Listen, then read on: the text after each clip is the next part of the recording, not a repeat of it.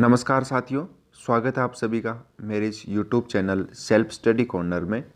तो साथियों, आज की क्लास में हम दिल्ली पुलिस कांस्टेबल और हेड कांस्टेबल भर्ती परीक्षा के लिए कंप्यूटर से संबंधित महत्वपूर्ण प्रश्नों के बारे में बात करेंगे, क्योंकि इन भर्ती परीक्षाओं में कंप्यूटर से संबंधित 10 नंबर के 10 क्वेश्चन पूछे जाते हैं। तो शुरू करते हैं आज की क्लास और देखते हैं क्या क्वेश्चन आज के। पहला क्वेश्चन है, स्टोरेज डिवाइस की क्षमता को सामान्यतः किस में मापा जाता है। क्वेश्चन क्या है, स्टोरेज डिवाइस की क्षमता को सामान्यतः किस में मापा जाता है। ठीक है, हमारे पास 4 ऑप्शन है। पहला ऑप्शन है निबल, दूसरा ऑप्शन है बाइट्स, तीसरा ऑप्शन है सिस्टम लाइन्स और चौथा ऑप्शन है कोई नहीं। ठीक है, तो जो स्टोरेज डिवाइस की जो क्षमता होती है, इस क्षमता को बाइट से मापा जाता है। ये चीज़ आपको ध्यान में रखनी है। ठीक है, बाइट्स क्या होता है, बाइट्स संगणन एवं दूर संचार में सूचना की इकाई होता है। ठीक है, और स्टोरेज डिवाइस की क्षमता को बाइट से मापा जाता है। ठीक है, अगला क्वेश्चन है, एक बाइट में कितने बिट होते हैं। क्वेश्चन क्या पूछ रहा है, एक बाइट में कितने बिट होती है। ठीक है, पहला ऑप्शन है 5, दूसरा है 7, तीसरा है 8, चौथा है 12। ठीक है, तो जो एक बाइट होता है, एक बाइट में 8 बिट होती है। ठीक है, कितनी बिट होती है, 8 बिट होती है। ये चीज भी आपको ध्यान में रखनी है। अगला क्वेश्चन है, रैम में बार बार एक्सेस की जाने वाली सूचना को स्टोर करने के लिए किसका इस्तेमाल होता है। ठीक है, ऑप्शन क्या है, पहला ऑप्शन है अस्थायी मेमोरी, दूसरा ऑप्शन है कैश मेमोरी, तीसरा ऑप्शन है डिवाइस ड्राइवर और चौथा है कोई नहीं। ठीक है, तो जो रैम में बार बार जो एक्सेस की जाने वाली सूचना होती है, उस सूचना को स्टोर करने के लिए कैश मेमोरी का इस्तेमाल होता है। ठीक है, कौन सी मेमोरी का इस्तेमाल होता है, कैश मेमोरी का।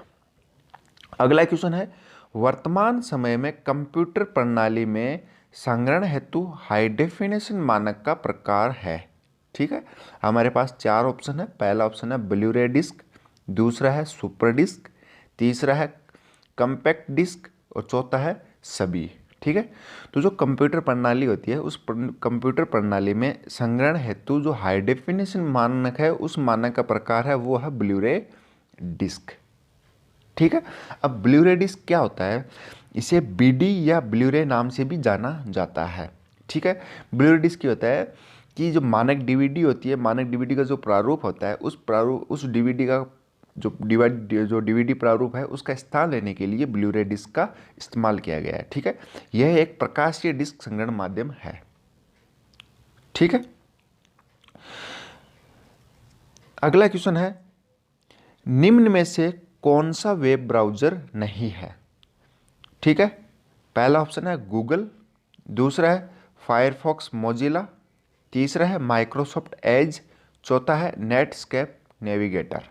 ठीक है, तो जो वेब ब्राउज़र है गूगल भी एक प्रकार का वेब ब्राउज़र है और फायरफॉक्स मोजिला भी एक प्रकार का वेब ब्राउज़र है। ठीक है, और माइक्रोसॉफ्ट एज है वो भी एक प्रकार का वेब ब्राउज़र है।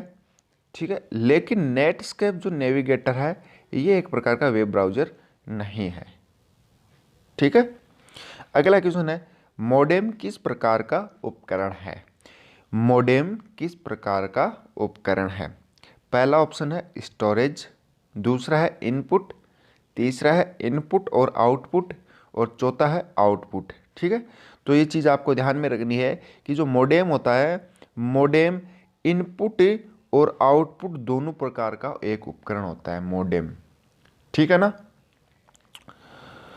अगला क्वेश्चन है, एक डिजिटल कैमरे का विभेदन मापा जाता है। क्वेश्चन क्या पूछ रहा है, एक डिजिटल कैमरे का विभेदन मापा जाता है।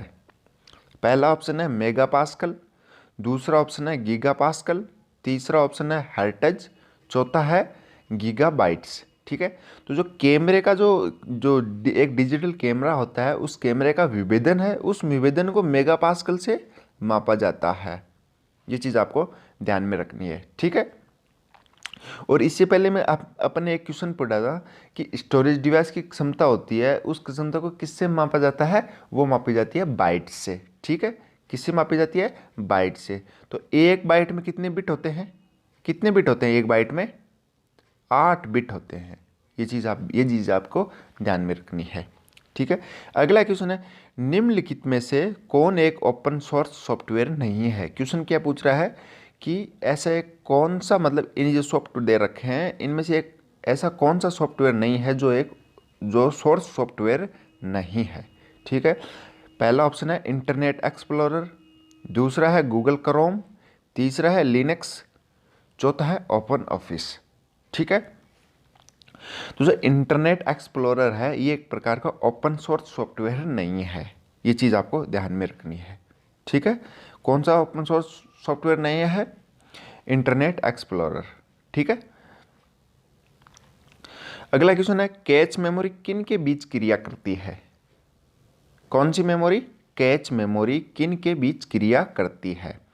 पहला ऑप्शन है सीपीयू और रैम, दूसरा है सीपीयू और रोम, तीसरा है रैम और रोम, चौथा है सीपीयू और हार्ड डिस्क। ठीक है। तो जो कैच मेमोरी होती है ये कैच मेमोरी सीपीयू और रैम के बीच क्रिया करती है। ठीक है। सीपीयू और रैम के बीच क्रिया करती है। तो सीपीयू और रैम, सीपीयू का फुल फॉर्म क्या है? सेंट्रल प्रोसेसिंग यूनिट, और रैम का क्या है? Random access memory. ये चीज़ भी आपको ध्यान में रखनी है। अगला क्वेश्चन है, कंप्यूटर स्क्रीन के किसी छवि में निम्न में से कौन सी सबसे छोटी इकाई है? ठीक है। पहला ऑप्शन है यूनिट, दूसरा है पिक्सेल, तीसरा है सारणी और चौथा है रिजोल्यूशंस। ठीक है। रिजोल्यूशंस। ठीक है। तो जो कंप्यूटर स्क्रीन होती है उस कंप्यूटर में किसी एक छवि में निम्न में से कौन सी एक सब जो छोटी इकाई होती है वो इकाई होती है पिक्सेल। कंप्यूटर छवि की पिक्सेल क्या होता है? पिक्सेल जो छोटे छोटे डॉट्स होते हैं, यानी जो कंप्यूटर स्क्रीन में वो डॉट्स होते हैं, डॉट्स। ठीक है। या और एलिमेंट्स होते हैं जिससे मिलकर एक डिस्प्ले तैयार होती है। ठीक है ना। तो ये चीज़ आपको ध्यान रखना, पिक्सेल क्या होता है? पिक्सेल छोटे छोटे डॉट्स और एलिमेंट्स होते हैं जिससे मिलकर एक डिस्प्ले बनी होती है। ठीक है। अगला क्वेश्चन है कि कौन सा एक माइक्रोसॉफ्ट डेस्कटॉप ऑपरेटिंग प्रणाली नहीं है? पहला ऑप्शन है विंडोज 95, दूसरा है विंडोज 97, तीसरा है उपरोक्त दोनों, चौथा है कोई नहीं। ठीक है। तो जो माइक्रोसॉफ्ट डेस्कटॉप ऑपरेटिंग प्रणाली नहीं है वो कौन सी प्रणाली नहीं है?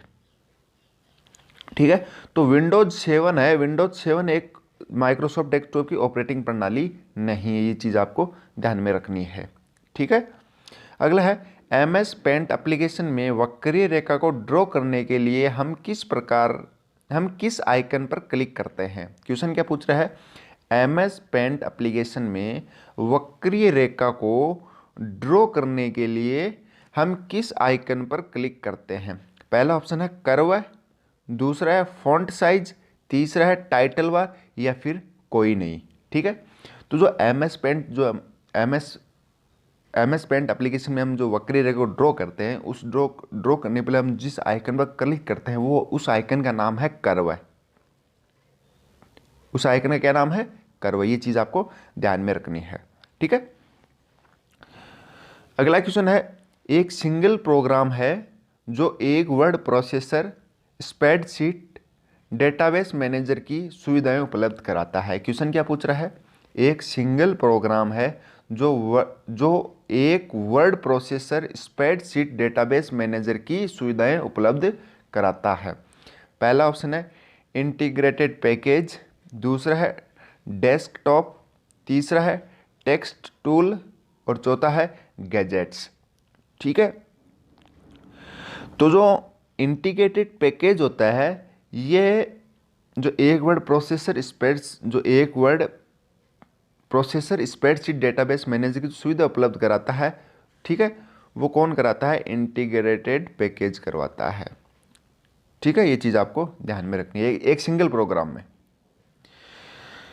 अगला क्वेश्चन है, विंडोज साइड बार में मिनी प्रोग्राम होते हैं यानी विंडोज साइड बार होती है, उसमें मिनी प्रोग्राम होते हैं, ठीक है, सबको पता है। लेकिन उस मिनी प्रोग्राम को क्या कहते हैं? ठीक है, गैजेट्स कहते हैं या फोल्डर कहते हैं या टैब कहते हैं या फिर कोई, यानी कुछ नहीं, यानी इन तीनों में से कुछ नहीं। ठीक है, क्वेश्चन क्या पूछ रहा है? विंडोज साइड बार में मिनी प्रोग्राम होते हैं, उन्हें क्या कहते हैं? गैजेट्स कहते हैं, फोल्डर कहते हैं, टैब कहते हैं या इन तीनों में से कोई नहीं। ठीक है, तो जो गैजेट्स, ये गैजेट्स क्या बोलते हैं? जो मिनी प्रोग्राम होते हैं, जो विंडोज साइड बार की जो मिनी प्रोग्राम होते हैं, उन मिनी प्रोग्रामों को हम क्या बोलते हैं?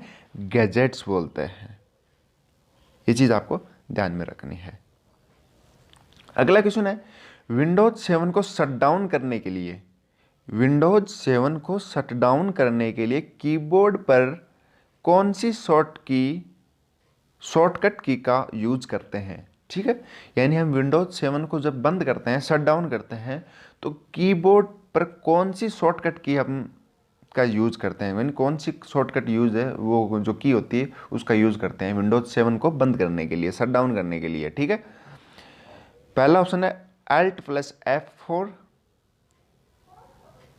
दूसरा ऑप्शन है Alt+F6, तीसरा है Alt+F5, चौथा है Alt+F3। ठीक है, तो जो विंडोज 7 है, उस विंडोज 7 को शट डाउन करने के लिए हम कीबोर्ड पर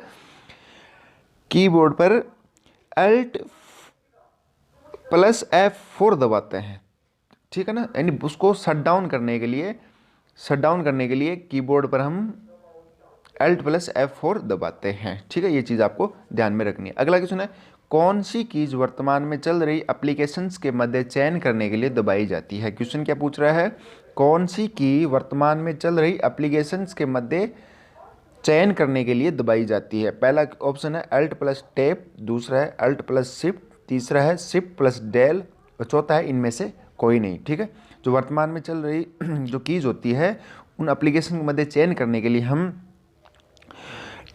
Alt+Tab का इस्तेमाल करते हैं। ठीक है, और विंडोज 7 को शट डाउन करने के लिए हम कौन सी की का इस्तेमाल करते हैं? Alt+F4। ये चीज़ आपको, दोनों चीज़ आपको ध्यान में रखनी है। ठीक है, अगला क्वेश्चन है कि माइक्रोसॉफ्ट वर्ड 2010 में किस नाम का रिबन टैब प्रदर्शित नहीं होता था? यानी माइक्रोसॉफ्ट वर्ड 2010 में किस नाम का रिबन टैब प्रदर्शित नहीं होता था? ठीक है, पहला ऑप्शन है टूल्स, दूसरा है टेम्पलेट, तीसरा है रिप्लेस ऑल, चौथा है फुटर। ठीक है, तो जो माइक्रोसॉफ्ट वर्ड 2010 में है, उसमें यानी टूल्स होते हैं, टूल्स नाम का एक रिबन टैब है, वो प्रदर्शित नहीं होता था। ठीक है, ये चीज़ आपको ध्यान में रखनी है। अगला क्वेश्चन है, MS वर्ड में किस ऑप्शन के द्वारा डॉक्यूमेंट को ऑटोमेटिक रूप से फॉर्मेट कर सकते हैं? मोस्ट इंपॉर्टेंट क्वेश्चन है ये। MS वर्ड में किस ऑप्शन के द्वारा डॉक्यूमेंट को ऑटोमेटिक रूप से फॉर्मेट कर सकते हैं? पहला ऑप्शन है स्टाइल ऑप्शन, दूसरा है बुकमार्क, तीसरा है हाइपरलिंक और चौथा है ड्रॉप कैप्स। ठीक है, तो MS वर्ड में हम यानी ऐसा ये पूछ रहा है कि MS वर्ड में ऐसा कौन सा ऑप्शन होता है जिसके द्वारा हम डॉक्यूमेंट को ऑटोमेटिक फॉर्मेट कर सकते हैं? ठीक है, तो जो स्टाइल ऑप्शन नाम का एक जो ऑप्शन होता है, उस ऑप्शन पे हम क्लिक करते हैं तो डॉक्यूमेंट को हम ऑटोमेटिक फॉर्मेट कर सकते हैं। ये चीज़ आपको ध्यान में रखनी है। ठीक है, अगला क्वेश्चन है, हाइपरलिंक इन सेट करने की शॉर्टकट की क्या है? ठीक है, पहला ऑप्शन है Ctrl+L, तीसरा है Ctrl+K, चौथा है Ctrl+V और चौथा है Ctrl+AQ। ठीक है, तो जो हाइपरलिंक इंसर्ट करने की जो हाइपरलिंक इंसर्ट है, ठीक है ना, ये हिंदी वाला इंसर्ट नहीं है, इंग्लिश वाला है इंसर्ट। ठीक है, इंसर्ट हिंदी वाला इंसर्ट है ये। तो जो ये Ctrl+K होता है, इंसर्ट करने, जो हाइपरलिंक इंसर्ट करने की जो शॉर्ट की होती है, वो होते है Ctrl+K होती है। ठीक है, अगला क्वेश्चन है, MS ऑफिस में मिनिमम और मैक्सिमम जूम साइज़ कितनी होती है, यानी MS ऑफिस है, MS ऑफिस में मिनिमम और मैक्सिमम जूम करने की जो साइज़ होती है वो कितनी होती है। पहला ऑप्शन है 5 से 300, दूसरा ऑप्शन है 10 से 500, तीसरा ऑप्शन है 10 से 1000, चौथा ऑप्शन है 20 से 500। ठीक है, जो MS ऑफिस में मिनिमम और मैक्सिमम जूम करने की साइज़ होती है वो होती है 10 से 500 के बीच में होती है। ठीक है, ये चीज़ आपको ध्यान में रखनी है। तो दोस्तों आज के लिए बस इतना ही। मैं आशा करता हूँ मेरी वीडियो आपको अच्छी लगी हो। अगर वीडियो अच्छी लगी हो तो वीडियो को लाइक, शेयर और कमेंट करना, साथ ही साथ चैनल को सब्सक्राइब कर लेना और साथ में बेल आइकन प्रेस कर लेना, ताकि जब भी मैं आपके लिए ऐसी नई वीडियो लेके आऊँ सबसे पहले नोटिफिकेशन आपके पास पहुँच जाए। तो दोस्तों मिलते हैं अगले वीडियो में, तब तक के लिए जय हिंद, वंदे मातरम।